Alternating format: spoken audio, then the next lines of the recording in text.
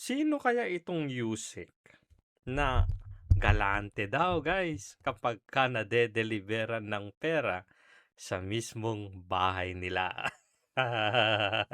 Oh, eto panoorin natin ha. Meron ba kayong napag-deliver ang cabinet secretary o yung mga secretary ng mga department ng gobyerno? USEC?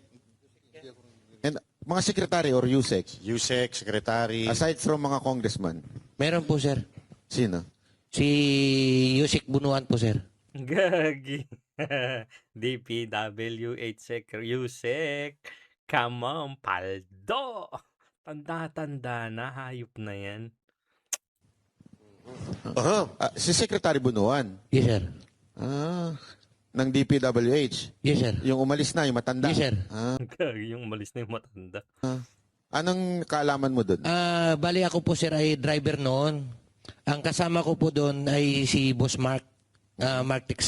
Gagi itong Mark Tiksay talaga, no? Talaga ito yung pinagkakatiwalaan ni tawag dito, ni Saldico, no? Gagi. Tsaka si Brian Lasaga. Sino na naman yung Brian Lasaga na yan? Ako po yung driver, bali si Brian Lasaga po yung ano ko, yung security. So dahil driver, ano po yung ano namin, pag nagbababa kami ng malita, tumutulong na rin po ako. Yung ganyan. Gano'n naman talaga, di ba? Gano'n naman talaga. Yan, pag sakay po na, kasi ako po yung driver, hindi ko pa alam yung isisend sa akin yung location. Yan, yung location ng EA. Yan, ako na bahala mag-mapping, papunta ron sa bahay. Sa bahay to ni Bunuan? Bahay ni Yusik Bunuan. Gagi talagang sa bahay, no? Walang, sa bagay, yun naman yung pinaka, siguro, no? Pinaka-safe place na mga pagde-deliveran nila. Kasi, kung saan-saan, di pwede pa silang makakunan ng mga CCTV, di ba? Tapos, gagi, personal talaga natatanggapin. Naniniguro talaga na matanggap nila yung maleta, no? Gagi. Pag sakay po namin, tatanungin po namin yan si Boss Mark, kaninong bahay ba? Kay Yusik Bunuan yan, huwag kami ingay. Gagi. Kay Secretary Bunuan? Yes, sir. Binigyan pa nga kami siya ng tagta-3,000 eh. Galante ang puti, 3,000 ah. Mali-maleta yung binibigay na pera. 3,000? Galante mo naman, boss. Sa bagay, kung magbibigay siya ng malaki, teka, masyadong halata. Gagi, pero 3,000? Gawin mo namang 5,000 para pumarehas kay Martin Romualdez. Ano ba naman yan? Ante, Galante, ano ba yung diniliver nyo? Paper bag, maleta? Paper bag o Malita maleta? po, sir. 8 malita po. Ha? 8 malita. 8 maleta, tas 3,000 binigay? At least meron. Yung iba walang binibigay eh. Oo nga naman. For the voice. Iba ba? At least meron. Sino ba pinakagalante na Para daw po nagpaboto? sa amin, sir. Ha? Para daw po sa amin. For the boys po baga. For the boys. Sino pang may experience ng galante sa kanila? Sino ang galante niya, pinag-deliveran ninyo?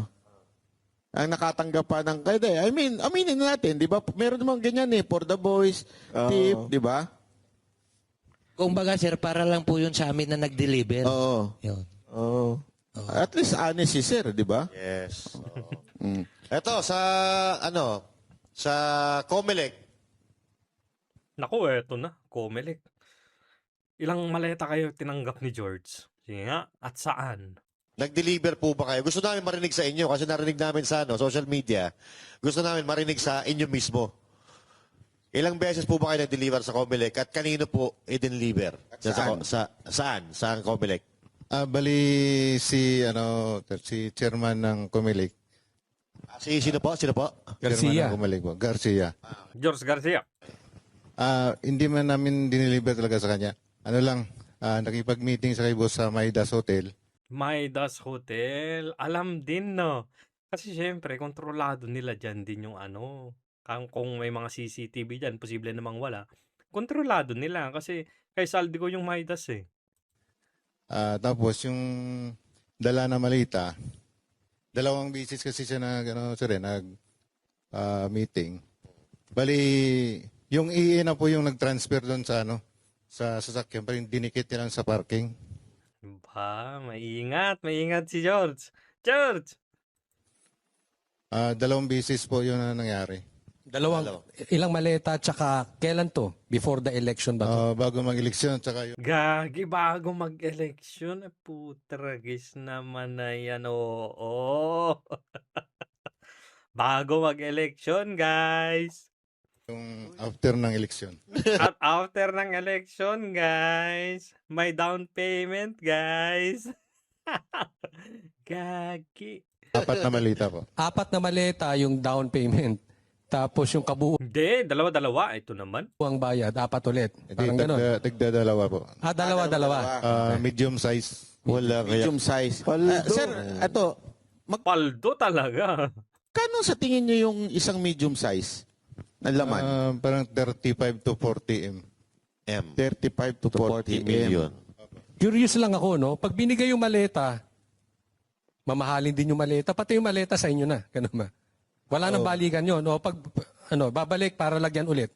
Di sa kanila na po yun. Doon na Sa yun. kanila po. Sige. Sige. Na-curious ako dun sa Rimowa kasi ang mahal nun eh. Original po ba na Rimowa yun?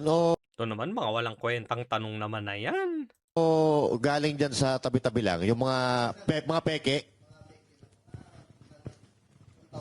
Okay. Yung mga Class A na tinatawag, na tinitinda sa Green Hills sa Divisoria, ganun po ba? May nakita nga na nakasale pa. Itong mga to naman, curious pa kasi. Tanong kayo ng mahalagang tanong, hindi ang mga ganyan. Sayang yung ninyo, pagkakataon ninyo. Yan po, sa mga Green Hills. Tapos yung Ang mahalaga Divisoria po. may maihatid no? Hindi, yung- 999, baka buy one take one pa yun. no? So, linawin natin, dalawa nung una na ang tiglalaman ay 35 to 40.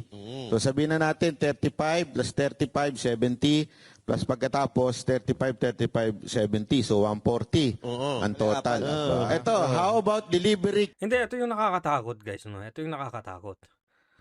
Yung election COMELEC chairman, ito yung nakakatakot dyan. Siya pa rin yung COMELEC chairman ngayon. So, paano yan? Alam natin, napaparating na naman yung 2028 national election. Kasi, di ba, nakakatakot. Hawak nila yung COMELEC chairman. Kaya niyang mag-focus dyan. Huwag niyong kakalimutan na si Benny Abante nanalo ng congressman dahil dinisqualify yung kalaban niya. Hindi siya nanalo sa botohan, actually. At huwag niyong kakalimutan na itong si Abante, nasa listahan din ng mga to nang tumanggap ng mali-maleta. Kung titignan natin yung senaryo, no, paldong-paldo itong si George. Kung talagang halang din ang kaluluwa nito. Kung lang kung totoong itong mga sinasabi ng mga 18 Marines na to. Na 4 na maleta galing kay galing kay Saldico. Gagi, napaka-powerful talaga ni Saldico nun, no? Kayang-kaya talaga nila na manipulahin kahit yung yung resulta ng eleksyon. Kung totoo to. At alam naman natin na kayang-kaya talaga nila kasi may power naman talaga sila dyan. Ang dyan, ang dapat natin gawin para hindi madaya si VP Sara. Kahit si VP Sara, palusutin, makalusot. Yung kagaya nung pagkapanalo ni PRR din nun. Ano yung gossip? Overwhelming. Kasi 'di ba, may aligasyon pa noon na magpa-plus ng 5 million dyan sa kabila, magma-minus ng 5 million dyan sa kabila, 'di ba? Plus 5 million dun sa di umano nagbayad at minus 5 million dun sa kalaban. 'Di ba? May mga ganyan noon, kung maalala ninyo. So, gagi. Nakakatakot 'to. Paano na 'yan? Kung totoo 'tong mga sinasabi nila, COMELEC, pati ombuds si Trillanes nga tumatanggap. Hindi malayong tumatanggap din si Boying. Hindi ko sinasabing tumatanggap kasi wala naman silang sinasabi. Pero hindi malayo. Lahat ng mga matataas na opisyal diyan, maaari na tumatanggap. Kasi si Trillanes nga, na aso lang nila. Utos-utusan lang yan. Wala naman niyang kapangyarihan talaga. Nakakatanggap pa. Paano na lang yung mga matataas na opisyal? Gagi. Ano tong gobyerno talaga na to.